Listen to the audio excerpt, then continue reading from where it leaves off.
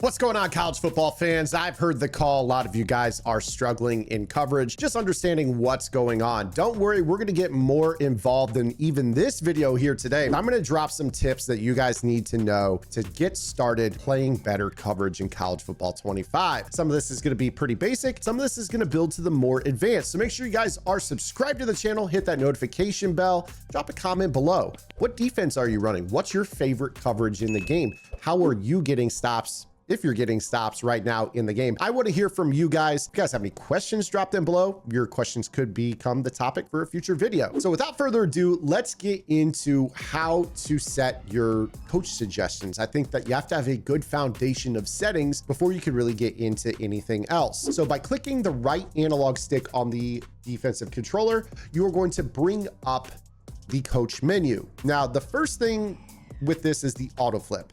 You want to make sure that this is on. So the easy way to tell whether or not this is on or off is just to look to the right panel.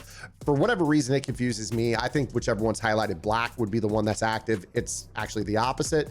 So this is on. And what this means is that when you call a defense that has, for instance, an unbalanced look, a slot corner, for instance, a nickel package, this is going to align your nickel corner to the passing strength. So while we call this play and it looks like the nickel corner is actually on the left side of our play call menu, if we are facing an offense that has more receiving options to the right side of the field, this is going to orient the play call the other direction, meaning that the nickel corner, if we call cover 3 sky, will be in the purple zone to the right side of the field. So when we actually take a look at this here, this is going to align with that player in this particular position. This is a great starting point because this not only just works against the pass game strength, but this can also be pretty helpful when you're dealing with heavier run offenses. So let's say, for instance, you're dealing with somebody that runs an I-form offense, or maybe even a single back offense with multiple tight ends, creating an unbalanced look. Auto flip in a lot of cases will actually help you with that nickel corner being aligned to the correct side as well. You see right here in this example, our safety is down on this side. The nickel corner is now on the side that has more receiving options. It also happens to be the run strength in this regard. Just keep in mind that depending on what coverage you're playing, you may actually like it better if you flip this. So that way it makes it so a safety comes down. A lot of times safeties are a little bit better against, tight ends in terms of taking on blocks. So those are small things to consider when dealing with heavier run strengths. I know this is more of a passing video. Now back into the coaching suggestions menu, we have some options that are available to us. This one, for instance, is cornerback matchup. To be honest with you, I've avoided ever setting anything by depth chart or height or speed or anything like that. But in college football, there is a huge speed discrepancy. A lot of times you're using a team that is worse than your opponents, whether it's Ultimate Team or you're playing the road to the college football playoffs mode, where you're not always going to be in a spot where your team is just as fast as your opponent. So you may choose to line up by speed. You may choose to line up by height if your opponent's throwing jump balls to bigger receivers that have, abilities that are good for aggressive catches. You might decide to line this up by route running, which means that it's going to put your best man coverage rated corners in order on their best route running receivers in order. You guys could go ahead and do this by depth chart. So if you set your depth chart a specific way, you want your number 1 corner in a specific spot, your number 2 corner in a specific spot, it'll work this way as well. For those of you out there that want to use this is personal preference totally. I personally just use balanced, and then I sub the players where I want to based off of what my personnel is. Now this one right here is a new one. This one is defense motion response, and it is stock disabled. This is basically, I would say it's a man align feature. It basically tries to make it look like your defense is going to trail motion. So a lot of times when you have this set to default, let's say that we're facing a trip set. So we know that, they come out in this empty base here, for instance. We know that with auto flip on, the nickel corner is going to align to the passing strength. So that's the right side. Let's take that third receiver and motion him across. You'll see here when this happens, this is going to respond to the motion. It's going to kick players out in response to this motion. Now, in this example, not necessarily a huge difference in how this is lined up. Some formations, when you motion, you may motion a guy completely across the formation. You see right here, we motion the tight end. It just affected the linebackers.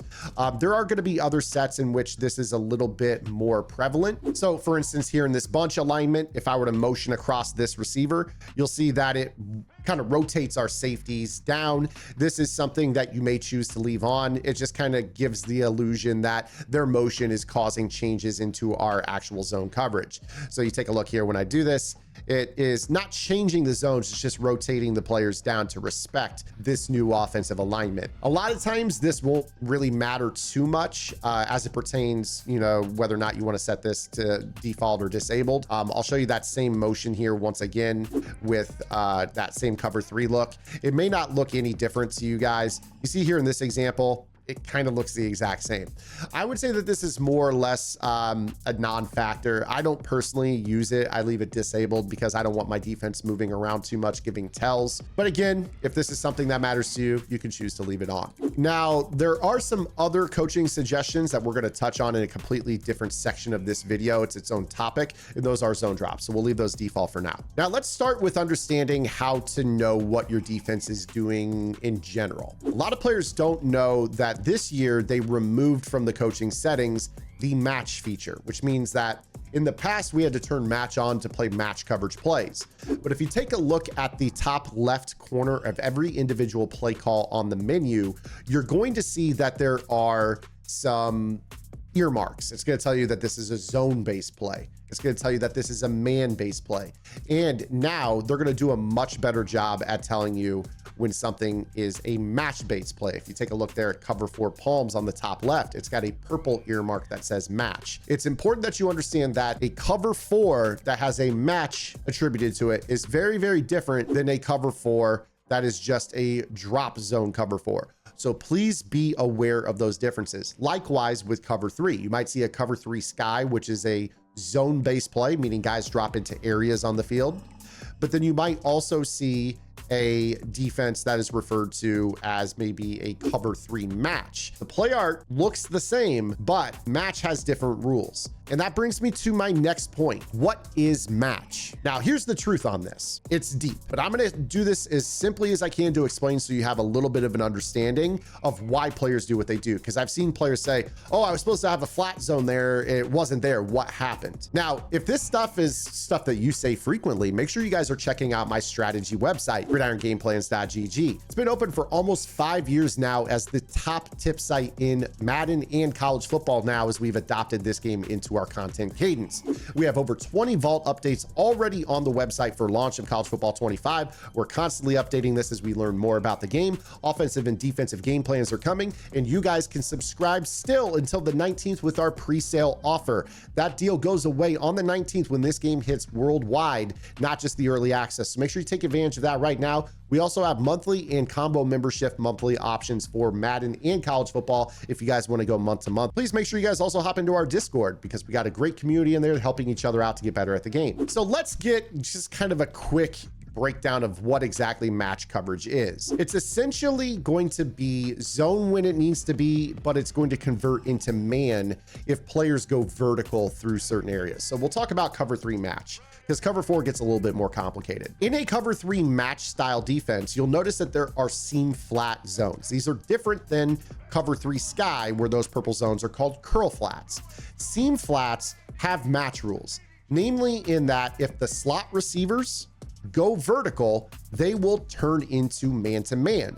So a lot of times in Madden or in college football, you'll see the ever popular streak corner combinations. These are run every single year. It's the #1 thing you have to learn how to stop every single year.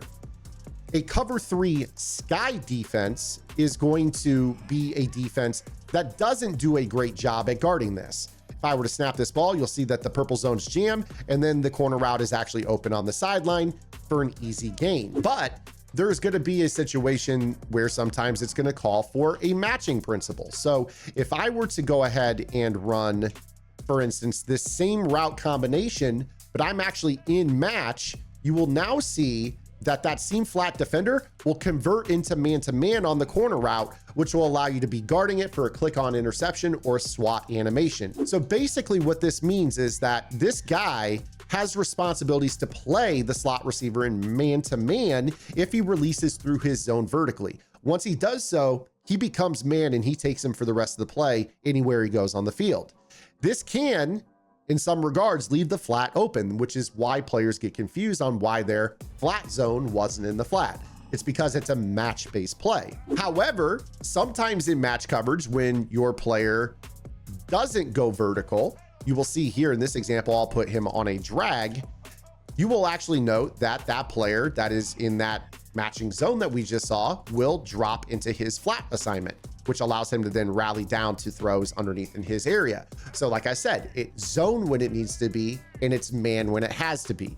So if you guys see anything that is match coverage related, please understand that there are ways that are going to beat it because it's going to turn into man-to-man, and maybe an underneath route from the opposite side comes into the play late for a check down. So you need to understand the rules for this. And again, if those rules confuse you, we're going to have match coverage game plans on Gridiron. You guys can actually take a look at my Madden 24 match game plan. I break down all these coverages pretty well for you guys to understand how they work. You can apply those teachings from Madden into this college football game if you so want to. My next bit of advice for coverage is to run a 3 safety rule defense. Now, there are defenses in the game such as 3-3 penny, the 3-3 stack, the 4-2-5 playbook, where those defenses have 3 safeties on the field stock. For those of you that do not run those defenses, you will need to accomplish the 3 safety rule via package subs. To do this, you will choose a nickel-based defense and flick the right analog stick on the packages until you see something that says safety nickel or something similar to that, big nickel, for instance. So when you activate the big nickel, this puts a 3rd safety on the field, and this completely changes your coverage possibilities for your safeties on the field. So what I'm going to do here is I'm going to show you guys what this allows you to do. Let's call a Tampa 2 based defense. Remember how I just showed you how we can defend against a corner route using cover 3 match? This is a zone based play. And with this, we of course are worried from time to time about corner routes.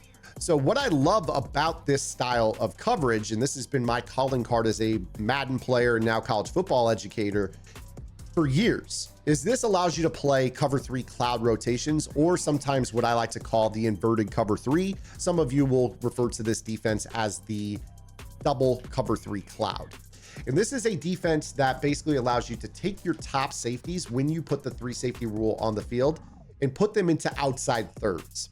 This is going to be big time for you guys because you can invert your coverage in a cover 2 into basically a flipped cover 3.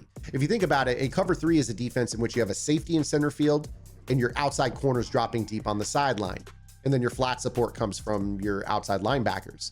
This is a cover 3 defense that is a different type, in which you're going to be able to play your corners underneath on the outside, which is great for checkdowns and run support, but you keep your outside thirds over the top at the safety position and they can play top down. This is basically kind of the Tampa 2 defense, just played a little bit better for video game purposes.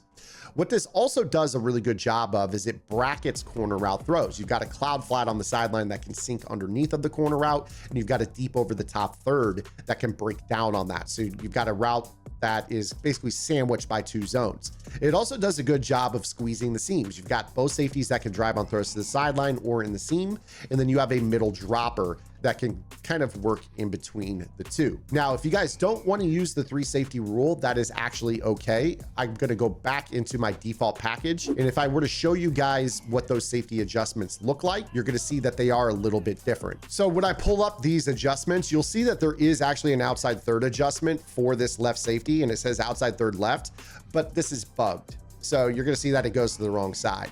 And if I click onto this safety, you're going to see that there's also an outside third left, and it is going to go to the same spot. So for whatever reason, it doesn't give you the ability to go outside thirds left and right. They're always going to go to the right, and the adjustment says left. So for whatever reason, this is completely bugged. And this is why you need a defense that is stock with the 3 safety rule, or you need to be able to call a package that actually activates those adjustments and they go to the correct spots on the field. So that is the 3 safety rule and why the Tampa 2 is such a great call for you guys as a base defense. You can really make people move. We do have one final note though, and that is zone drops. You guys need to learn how to use zone drops. This is a very difficult game to play coverage in. It's a very difficult game to tackle in. If your opponents are attacking the sidelines on you, getting corner routes open in spite of your efforts via match or via the inverted cover 3 or the whatever you want to call that last defense, you guys will want to become familiar with how to set your zone drops.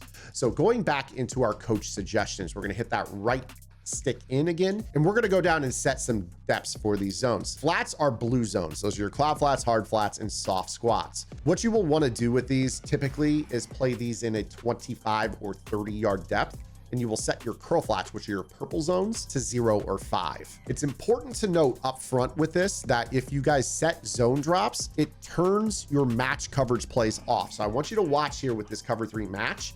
It's no longer going to play match. It's actually going to play the zones that are of the corresponding color in the area that you put them in. So remember how I said that a seam flat will match a corner route if the slot receiver goes vertical?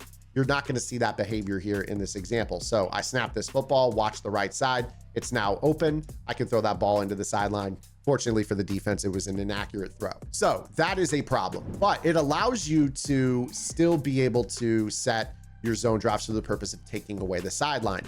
So we have all played this game over the years where we face a route combination of a corner route, a streak, and something that attacks the flat. This is called a flood concept. This is the most common concept that every player uses online. If you can stop this concept out of a variety of offenses, you're going to beat, I would say, at least 70 to 75% of players. I promise you. This coverage is very, very important to have in your back pocket. So what you could do is you can create a 3-tiered sideline zone. So what I've done here is I've made sure that I have my slot corners in those hard flat blues, but remember, I set those to 30. Then I have an outside third over the top, and then I have somebody else that I'll change. Maybe it's a defensive end, maybe it's an inside linebacker. I'll put them into that purple, which gives me 3 tiers of zone. You're gonna have the super, super deep dropper. You're gonna have the guy that drops to the 25 or 30 yard depth, which is gonna, you know, again, we're a little bit close here, but you know, you get the point here. They're gonna drop deep, medium, and then let's say that this guy right here, Barham, was in the purple. He's gonna be your shallow. What this does is it keeps everything on the field funneled to the inside, which is where your user often lives. And this is going to be good because now your opponent has to throw the ball to the inside. So when they snap this ball, those guys are going to be at those depths. You're not just going to be able to step into a corner route and throw it because you've got a zone standing there specifically because you told them to. Now, one thing that I do want to say about zone drops is even when you have your zone drop set, let's go back to that match example. And this is probably the biggest part of the tip. That's what she said. And if you made it this far, this is probably the biggest part of this video. That's what she said. Ha. I don't get it. You want to make sure that if you want to play match, you simply just reset your play. So we're going to hit X, left trigger, and this is going to make it so that the match coverage is now back on. Your zone drops are now off. So when I go to throw that corner route, watch how our match coverage behavior is going to play that corner route. You see that that's basically a man-to-man look right there, and we're able to play it effectively. So if you want to have zone drops on, but still be able to play match, you can always call a play with zone drops on. That is a match-based play, and then just reset it when you break the huddle, and your match is now back on. And the cool part about that is that if you ever want those zone drops back on, I'll show you guys how this is done here. We reset the play, so now our match is on. Let's say they audible or they motion or they do something, you know, that you are not expecting. And now all of a sudden you're like, oh shoot, I want those back. All you have to do is literally just audible into any other play and you're going to be right back into your zone drop. So we reset the play and then I just re-audibled. Now watch how the zone drops behave here against this flooding concept. I go ahead and snap this ball. And look at this, you got a 5, you got a 30, you're in a good spot. So there you guys have it. This is how you utilize zone drops in match. These are the most important tips for playing better coverage in college football 25. Let me know what you guys think of the video. If you have any other questions, comments, concerns, or complaints, I want to hear them. Drop them below, and I'll see you guys later this afternoon with a YouTube short or tomorrow with another long form upload. Until then, this is Zan. Get the lab in. Good luck.